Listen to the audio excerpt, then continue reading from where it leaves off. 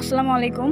তো আমার এই আতা ফল বা মেওয়া ফল যেটাই হোক, এই গাছটা অনেকেই চেনেন, দেখছেন। তো অনেকেই জিজ্ঞাসা করতেছে যে গাছটা আসলে হচ্ছে কোন জাতের, কি জাতের। হ্যাঁ, অনেকে এটা জিজ্ঞাসা করতেছে। তো আমি তো জাতটা জানি না। আসলে এটার পিছনে একটা কাহিনী আছে। গাছটা আমি কোনো নার্সারি থেকে কলম ছাড়াও কিনি নাই, বা আমার এই জন্য জাতটাও আসলে জানা নাই। এটা হলো গিয়া, এই গাছটা আমি অনেক ছোট ছিল, মানে বলার মতো না, এই এক হাতের মতো হবে, ছোট ছিল, রাস্তার ধারে ছিল।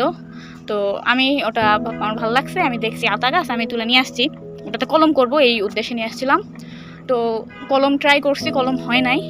তো অনেক 3-4টা মোট মানে যখন 1 বছর বয়স হয়ে গেছে গাছটা, তখন কলম ট্রাই করছি, কলম হয় নাই। তো ওইখান থেকে 3-4টা ডাল বেরোইছে। তো এরকম করতে আবার আমি নতুন ডালে কলম করলাম, ওইখানেও হয় নাই।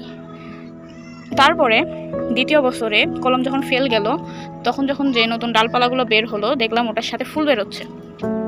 হ্যাঁ, ওইটার সাথে দেখলাম যে ফুল বেরোচ্ছে। তো আমি ভাবলাম এটা হতে টিকবে না, বীচের গাছ, 2 বছরে ফুল কীভাবে হয়, গাছটাও ছোট ছিল।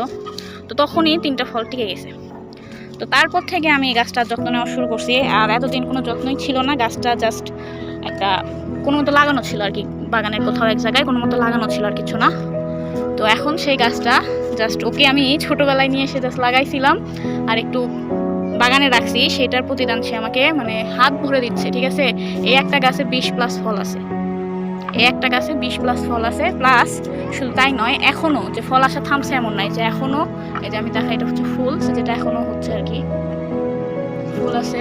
প্লাস এই যে এখানে নতুন করে ফল সেট হচ্ছে, এখন আলো কম তো এই যে দেখানো মুশকিল আছে, এখানে একটা ফল সেট হচ্ছে আর কি।